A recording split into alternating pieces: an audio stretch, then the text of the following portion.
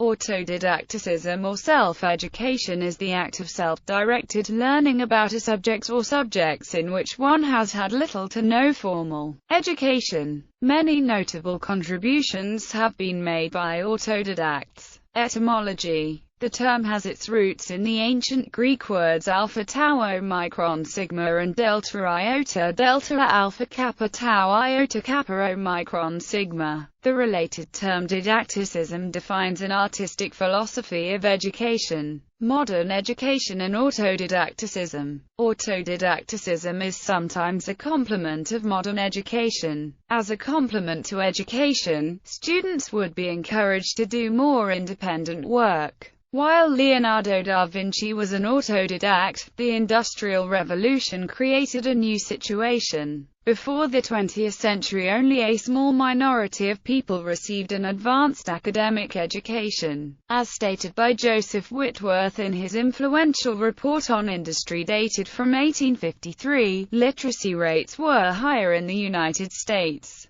However, even in the U.S., most children were not completing high school. High school education was necessary to become a teacher. A large percentage of those completing high school also attended college, usually to pursue a professional degree, such as law or medicine, or a divinity degree. Collegiate teaching was based on the classics until the early 19th century. There were few if any institutions of higher learning offering studies in engineering or science before 1800. Institutions such as the Royal Society did much to promote scientific learning, including public lectures. In England there were also itinerant lecturers offering their service, typically for a fee. Prior to the 19th century, there were many important inventors working as millwrights or mechanics who had typically received an elementary education and served an apprenticeship. Mechanics, instrument makers and surveyors had various mathematics training.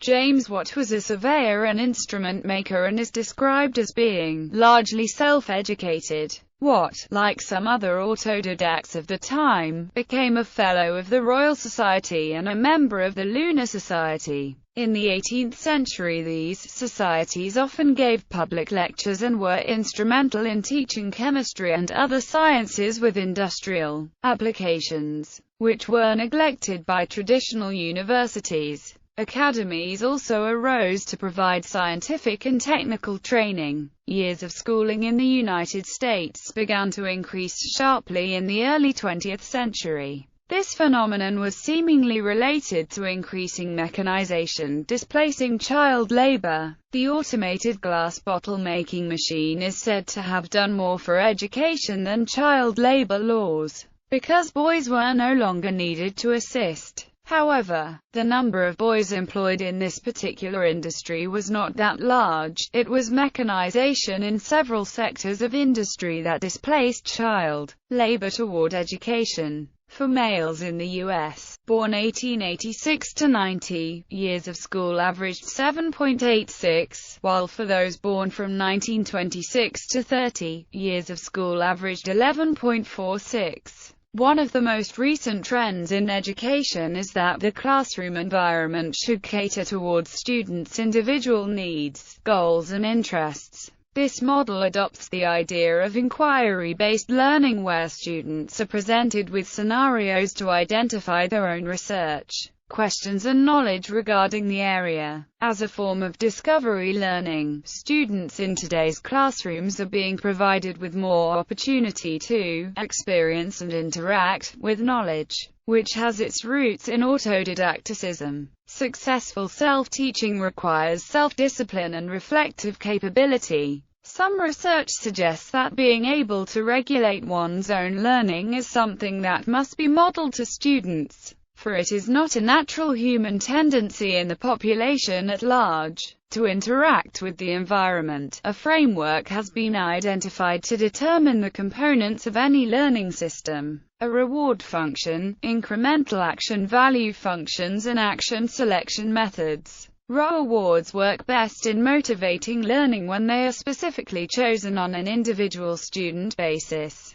New knowledge must be incorporated into previously existing information as its value is to be assessed. Ultimately, these scaffolding techniques, as described by Vygotsky, and problem-solving methods are a result of dynamic decision-making. The secular and modern societies gave foundations for a new system of education and a new kind of autodidacts. While the number of schools and students raised from one century to the other, so did the number of autodidacts. The Industrial Revolution produced new educational tools used in schools, universities and outside academic circles to create a postmodern era that gave birth to the World Wide Web and encyclopedic databanks such as Wikipedia. As this concept becomes more widespread and popular, web locations like Udacity and Khan Academy are developed as learning centers for many people to actively and freely learn together. Autodidacticism in history, philosophy, literature and television. The first philosophical claim supporting an autodidactic program to the study of nature and God was in the philosophical novel Hayy ibn Yaqdan, whose titular hero is considered the quintessential autodidact. The story is a medieval autodidactic utopia, a philosophical treatise in a literary form, which was written by the Andalusian philosopher Ibn Tufayl in the 1160s, Marrakech.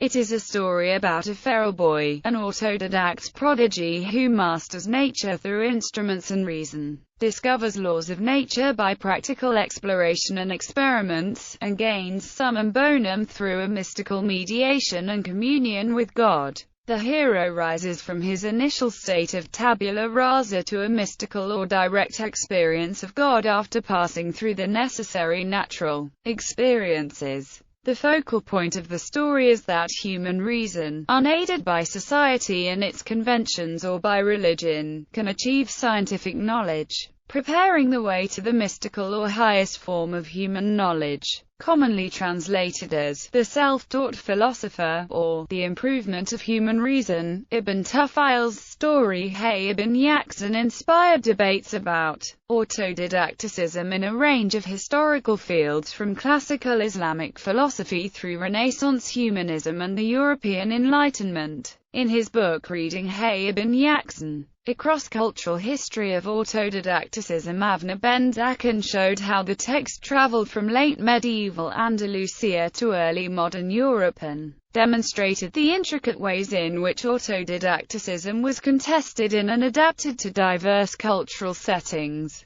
Autodidacticism, apparently intertwined with struggles over Sufism in 12th century Marrakech, controversies about the role of philosophy in pedagogy in 14th century Barcelona, quarrels concerning astrology in Renaissance Florence, in which Pico della Mirandola pleads for autodidacticism against the strong authority of intellectual establishment notions of predestination, and debates pertaining to experimentalism in 17th century Oxford. Pleas for autodidacticism echoed not only within close philosophical discussions, they surfaced in struggles for control between individuals and establishments. In the story of African American self-education, Heather Andrea Williams presents a historical account to examine African Americans' relationship to literacy during slavery, the Civil War and the first decades of freedom. Many of the personal accounts tell of individuals who have had to teach themselves due to racial discrimination in education.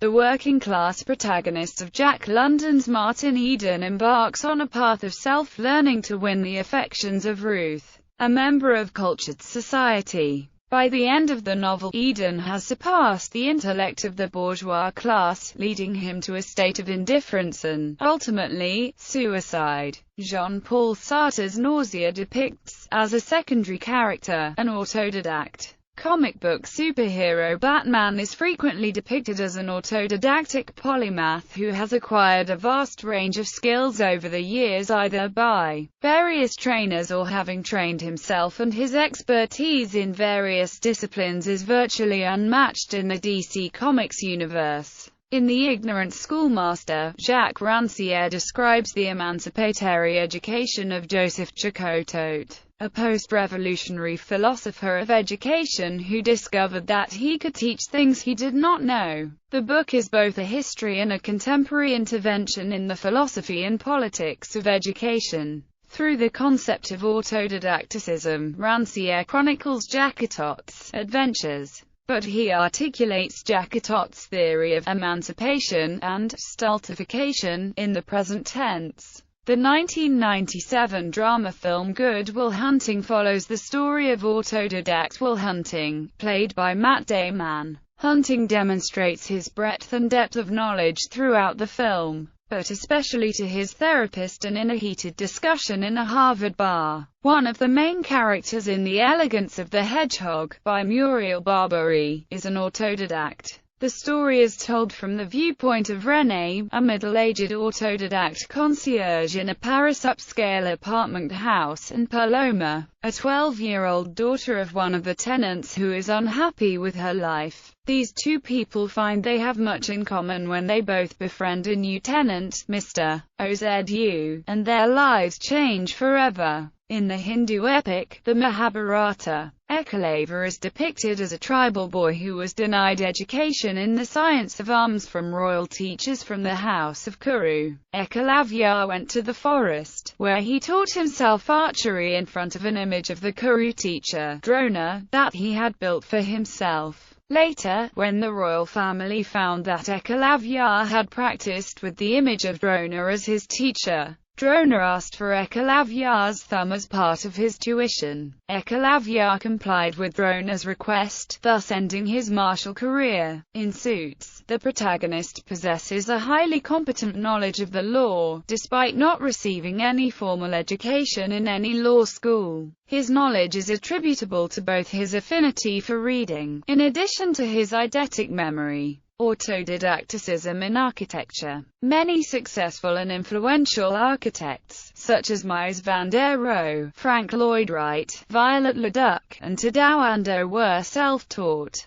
There are very few countries allowing autodidacticism in architecture today. The practice of architecture, or the use of the title architect, are now protected in most countries. Self-taught architects have generally studied and qualified in other fields such as engineering or arts and crafts. Jean Prouvé was first a structural engineer. Le Corbusier had an academic qualification in decorative arts. Tadao Ando started his career as a draftsman, and Eileen Gray studied fine arts. When a political state starts to implement restrictions on the profession, there are issues related to the rights of established self-taught architects. In most countries, the legislation includes a grandfather clause, authorizing established self-taught architects to continue practicing. In the UK, the legislation allowed self-trained architects with 2 years of experience to register. In France, it allowed self-trained architects with 5 years of experience to register. In Belgium, the law allowed experienced self-trained architects in practice to register. In Italy, it allowed self-trained architects with 10 years of experience to register. In the Netherlands, the Wet op de Architect Ontitel van 7 July 1987, along with additional procedures, allowed architects with 10 years of experience and architects aged 40 years old or over, with 5 years of experience, to access the register. However, other sovereign states chose to omit such a clause, and many established and competent practitioners were stripped of their professional rights. In the Republic of Ireland, a group named Architects Alliance of Ireland is defending the interests of long-established self-trained architects who were recently deprived from their rights to practice as per Part 3 of the Irish Building Control Act 2007. Theoretical research such as architecture of change,